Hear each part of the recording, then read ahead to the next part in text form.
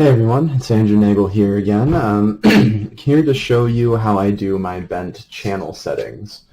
So as you can see, I've got a channel setting already started. I've got some zircon set here, and I'm going to be doing some emerald in the bend of this design. So we're coming down to this point in the channel right here. And I wanted to show you guys this one because I'm going to be setting a stone right into the bend of the channel.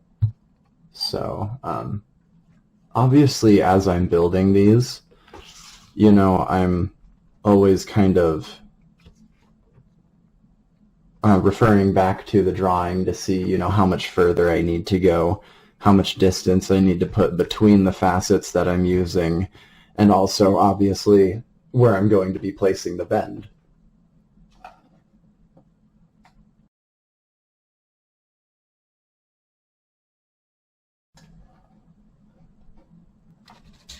And so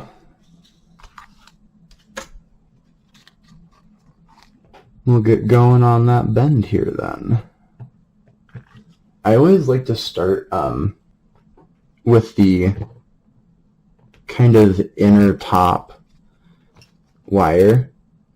It always seems to be a good guiding point for the rest of them. And now when I'm doing, you know, the 3mm stones, that first bend is going to be pretty quick. You know, it's going to be pretty much right after your tie down spot. And basically where I'm bending it is right after I've locked in this other 3mm stone. You know, I've done my cross weave pattern on there and it's all locked in. And so kind of right after that wrap around with the 30 gauge, I'm bending my 21G square at the angle that I need for this pendant. It's going to be going right around to this stone. Pretty dramatic bend.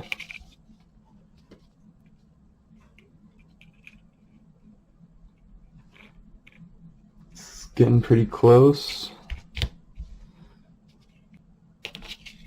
I'm going to try and flatten out some of that here.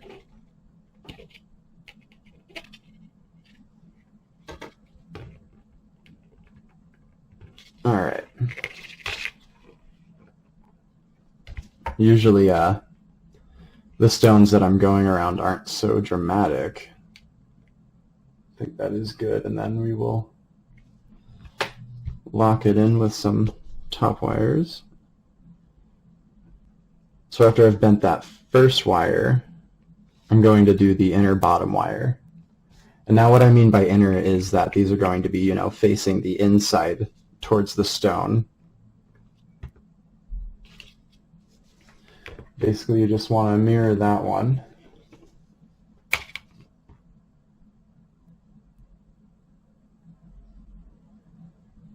And as you can see, you're starting to build a little nest, kind of, for that next 3mm stone.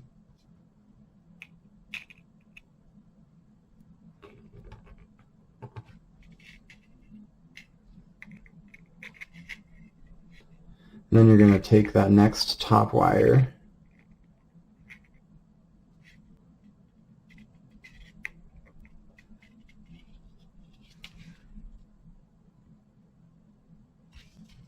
and you're going to basically just make it kind of follow that same bend, except obviously it's going to retain the same distance all the way throughout, so that way you can continue to build your channel this way. You know, you can't bend that too close, otherwise you're not going to have enough room for your stones up there. You want to keep this open still. And so then I'm going to take our last wire and mirror that top wire. And there we've built our setting for it. Basically the whole kind of skeleton of where we're going to be nesting that stone, you'll be making a lot of kind of minor adjustments to these wires to get them straight where you need them to be and bend where you need them to be. Push that up just a little bit.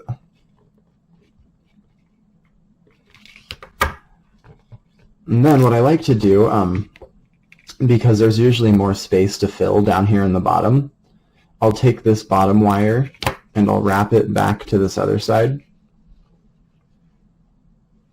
and then come back through over to the top and tie it down again just to kind of fill that space a little bit more.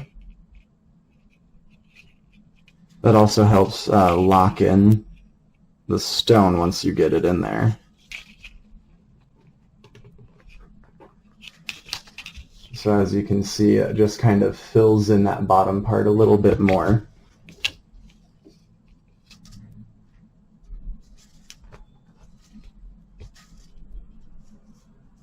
And then what I'll continue to do is cross weave the 30 gauge between the 21G square that I'm using to build this channel. And since there's more space to fill on this bottom part, when I'm wrapping it around here on the bottom, I'll be wrapping it around, 2 or 3 times, just so that way I can make sure I'm filling up the space evenly. I don't want to fill up, not enough of the bottom and too much of the top, otherwise it won't come out even.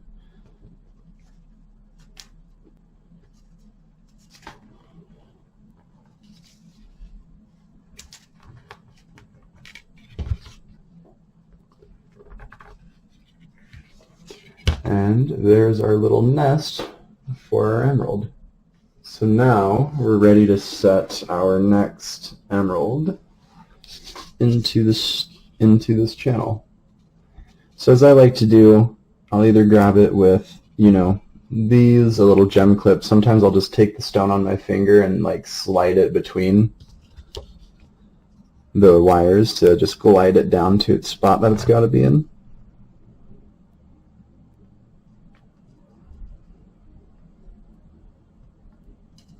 Get that in there.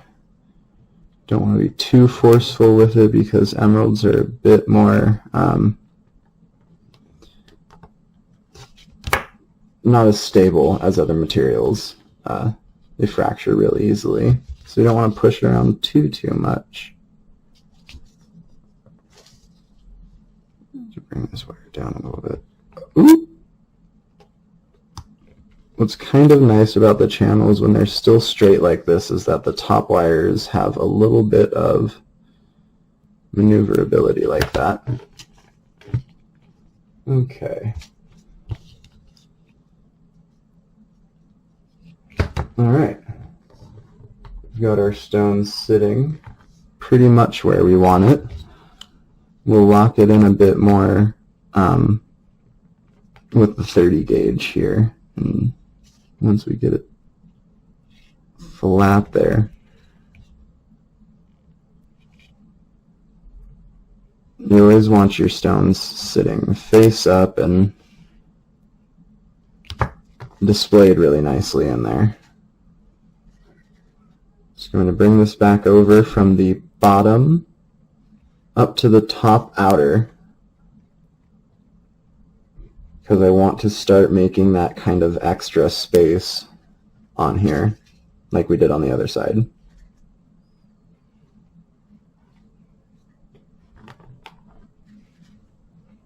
Then we're going back from that top part down to the bottom. I'm assuming most of you have watched the how to make a bar channel setting video already, and so that's why I'm not really explaining so much of this cross weave. But basically just go from, top to bottom, then over to the other side, and so on and so forth. Definitely watch the bar channel video if you have not yet. Then as you can see, going down from that bottom inner, so from this bottom inner wire to this upper top, then down to this one, then from this wire up to this one, back down, then back down up to this one. A lot of crisscross. That gave me that extra section of 30 gauge here, just like I have over here. That way it balances it out nicely, you know. When you're creating these weaves and these cross patterns, you know, you can definitely create a nice little aesthetic with them, utilizing, you know, counts like, you know, I've gone 4 times around here and then 2 up here and 4 here and 2 up there. You can mix that up, and you could do some cool patterns even in between the stones and whatnot. So there's a lot of potential for design and texture outlook with these. And so then basically what I'm going to continue doing is just continue building my bar channel up. I'm going to mirror what I've done on this side. So we'll set another stone here, do this cross pattern here, and then 3 more apatite up here. And then just continue on. So yeah, as you guys can see, that will attach to my frame just like that, you know. Bar channels are a great way to outline a stone and give some directionality to a piece. So I hope you all enjoyed this video. Please let me know what you thought about it. Hopefully here soon I can get that better camera that'll capture all these points of depth, because, you know, I don't like how it gets blurry there and stuff. But thank you all so much for bearing with me as I'm getting this Patreon going. I really appreciate it, guys. Have a great day.